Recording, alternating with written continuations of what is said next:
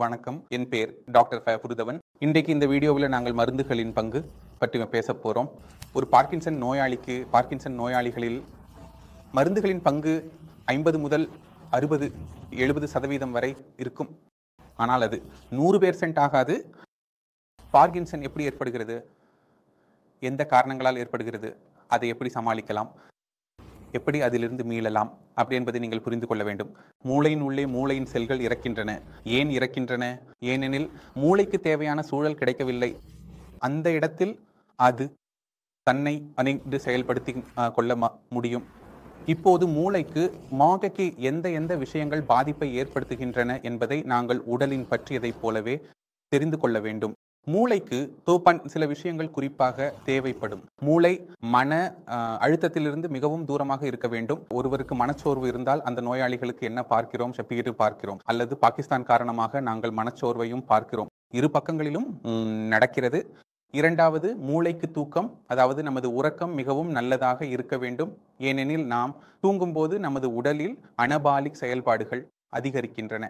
ஆனால் சொன்னது பழுது பார்க்கும் வேலைன்னு அர்த்தம். ஏனெனில் நமது உடல் இரும்பால் செய்யப்படவில்லை. என்றாலும் அது 80, 90, 100 ஆண்டுகள் வரை இயங்குகிறது. 80, 90, 100 ஆண்டுகள் வரை எந்த கல், சிமெண்ட் உடலால் செய்யப்பட்ட வீடு இயங்காது. இரும்பால் செய்யப்பட்ட வாகனங்கள் இயங்காது. ஆனால் நமது உடல் எப்படி இயங்குகிறது? அதற்கு பின்னால் ஒரு சிறிய முறை உள்ளது. அதாவது நமது உடலில் பழுது பார்க்கும் வேலை தினசரி அடிப்படையில் நடக்கிறது. இந்த தினசரி அடிப்படையில் பழுது பார்க்கும் வேலை நமது உடலில் நடக்கவில்லை என்றால் நாங்கள் 2-3 மாதங்களில் முடிந்து விடுவோம்.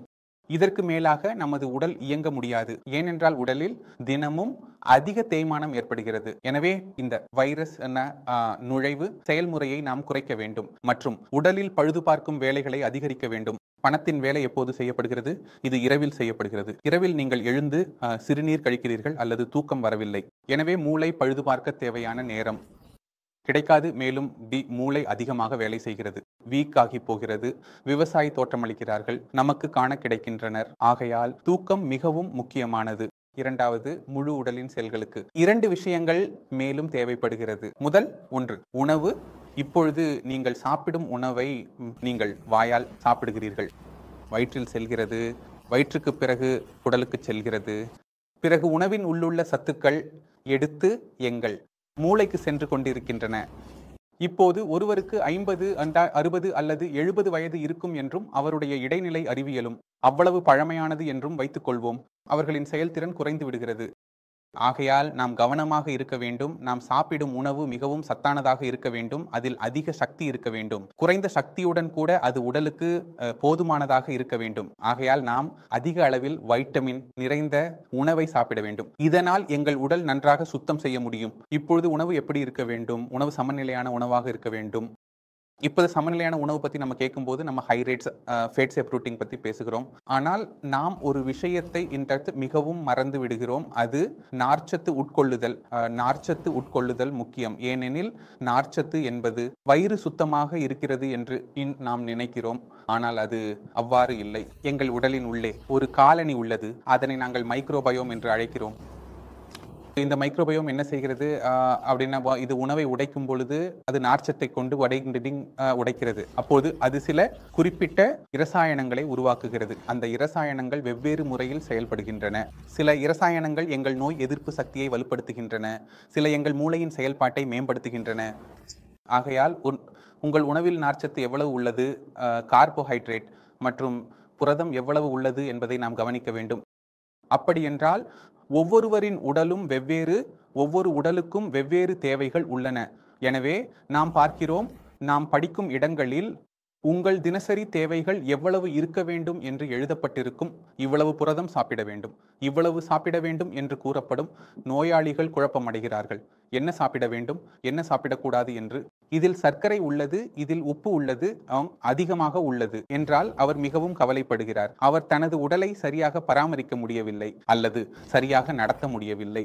அதனால மிக எளிய வழி என்னவென்றால், உங்கள் உணவு கட்டுப்பாட்டை சமநிலைப்படுத்துவது. அதாவது சந்தையில் கிடைக்கும் காய்கறிகளை எல்லாம் சாப்பிட வேண்டும், கிடைக்கும் பழங்களை எல்லாம் சாப்பிட வேண்டும். சந்தையில் கிடைக்கும் அனைத்தையும் சாப்பிட வேண்டும். எதையும் விடக்கூடாது. குறைவாக அல்லது அதிகமாக சாப்பிடலாம், ஆனால் எதையும் முழுமையாக விடக்கூடாது. எந்த ஒரு பொருளையும் மீண்டும் மீண்டும் சாப்பிடக்கூடாது. எனக்கு தினமும் காலை போஹா சாப்பிடுவேன். நீங்க தினமும் காலை போஹா சாப்பிடுகிறீர்கள் தப்பு பண்கிறீர்கள். ஒரு நாள் போஹா, ஒரு நாள் நீங்கள் எடுத்துக்கொள்ளுங்கள். ஒரு நாள் நீங்கள் பசிப்பருப்பு சீலா சாப்பிடுங்கள். ஒரு நாள் உப்புமா சாப்பிடுங்கள். ஒரு நாள் இட்லி சாப்பிடுங்கள். ஒரு நாள் வேறு ஒன்றை சாப்பிடுங்கள். இந்த மாதிரி மாறி மாறி சாப்பிடுங்க. மக்கள் பண்றாங்க. நாம் ரொம்ப நல்ல சத்தான காய்கறிகளை சாப்பிடுகிறோம். எந்த காய்கறி என்று வற்புறுத்த வேண்டாம். மீதமுள்ள காய்கறிகளையும் சேர்த்து சாப்பிடுங்கள். இந்தியாவில் கிடைக்கக்கூடியவை கிடைக்கும், கிடைக்காதவை ஒருபோதும் கிடைக்காது. அதில் உங்கள் உடலுக்கு தேவையானது என்ன இல்லை என்பது தெரியாது. அப்படி செய்யவே கூடாது. நீங்கள் காய்கறிகளையும் மாறி மாறி சாப்பிட வேண்டும். சில நேரங்களில் பீன்ஸ், சில நேரங்களில் பற்கள், சந்தையில் கிடைக்கும் வெவ்வேறு வகையான காய்கறிகளை தொடர்ச்சியாக சாப்பிடுங்கள். உணவுகளையும் காய்கறிகளையும் தானியங்களையும் மாறி மாறி சாப்பிடுங்கள். சில நேரங்களில் கோதுமை சாப்பிடுங்கள், சில நேரங்களில் அரிசி சாப்பிடுங்கள், சில நேரங்களில் மக்காச்சோளம் சாப்பிடுங்கள், சில நேரங்களில் வேறு ஒன்றை சாப்பிடுங்கள். இப்போது நீங்கள் கட்டுப்பாட்டில் வச்சிருக்க வேண்டிய சில விஷயங்கள் உள்ளன. உணவில் எவ்வளவு உப்பு சேர்க்கப்படுகிறது அப்படின்றது முக்கியமாகிறது. உங்களுக்கு இரத்த அழுத்தம் பிரச்சனை இருந்தால் நீங்கள் எவ்வளவு அதிக அளவில் சர்க்கரை எடுத்துக்கொள்கிறீர்கள் என்பதும் முக்கியம். நீங்கள் நீரிழிவு நோயாளி என்றால் சர்க்கரையை குறைவாகவே வைத்திருக்க வேண்டும். இந்த 2 விஷயங்களை நீங்கள் கவனித்துக் கொண்டால், அக்கேன் போன்ற உணவு குறிப்பை சரியாகவும் நன்றாகவும் எடுத்துக்கொண்டால், சிறிது லைட் உடற்பயிற்சி செய்தால், நடைப்பயிற்சி செய்தால், 4-5 கிலோமீட்டர் நடந்தால், சைக்கிள் ஓட்டினால், சுமி பேட்மிண்டன் விளையாடினால், பாலோ விளையாடினால், கோல்ஃப் விளையாடினால் சரி. மற்றும் உங்களிடம் ஏதேனும் இருக்கிறதா? நீங்கள் பாடல் பாடுகிறீர்களா? நடனம் ஆடுகிறீர்களா? உங்களுக்கு தெரியும் தாவரங்களை வளர்க்கிறீர்களா? மற்றும் தேனீ வளர்ப்பது போன்ற ஒரு நோயாளி வந்தால் தேனீக்களை வளர்ப்பது உங்கள் பொழுதுபோக்காக இருக்கலாம். எந்த ஒரு பொழுதுபோக்கும் உங்களுக்கு கிடைக்கலாம். அந்த பொழுதுபோக்குகளை நீங்கள் செய்யாததால் பணம் சம்பாதிக்கையில் பிஸியாக இருந்தீர்கள். அவற்றுக்காக மறித்து நேரம் ஒதுக்க வேண்டிய நேரம் வந்துவிட்டது. சரி, உங்கள் குடும்பத்துடன் நீங்கள் எவ்வளவு நேரம் செலவிடுகிறீர்கள்? அவர்களுடன் நேரம் கழிக்க காரணங்களை தேடுகிறீர்களா? இதுவும் மிகவும் முக்கியமான விஷயம். இதை பற்றி நாம் முந்தைய வீடியோவில் விவாதித்துள்ளோம். மருந்து உங்களுடைய ஒரு பக்கம் 60-70% வேலை செய்யும். அடுத்த 30-40% அதை விட்டுவிட முடியாது. ஏனெனில் இது மூளையின் மேலும் பாதிப்பை கட்டுப்படுத்த உதவுகிறது. நீங்கள் மூளைக்கு மேலும் சேதம் ஏற்படுவதை தடுக்கும் போது மட்டுமே பழுது பார்க்கும் வேலை தொடங்க முடியும். இப்போது நீங்கள் என்ன செய்கிறீர்கள்? மருந்து சாப்பிடுகிறீர்கள். என் வேலை முடிந்துவிடும் என்று நினைத்து, இது மிகப்பெரிய தவறு. இதை நீங்கள் இன்று வரை செய்து கொண்டிருக்கிறீர்கள். அதனால்தான் உங்கள் மருந்தின் அளவை அதிகரிக்க வேண்டிய நிலை ஏற்படுகிறது. மருந்தின் பங்கு வேறுபட்டது. மருந்து என்பது குறைந்த நேரத்தில் உங்களை சரி செய்யும் ஒரு வழி என்று நீங்கள் புரிந்து கொள்ள வேண்டும். இந்த முறை மெதுவாக உள்ளது, ஆனால் இது உங்களை நோயாளியாக இருக்க விடாது. பார்க்கின்சன் நோயின் முன்னேற்றத்தை கட்டுப்பாட்டில் வைக்கும். அப்பொழுது இந்த 2 விஷயங்கள் இணைந்துவிடும். அது தூக்கம், உங்கள் உணவு, உங்கள் சமூக தொடர்பு மற்றும் உங்கள் மருந்து. இந்த 2 விஷயங்கள் சேரும்போது அப்படிப்பட்ட டயட் முடிவுகள்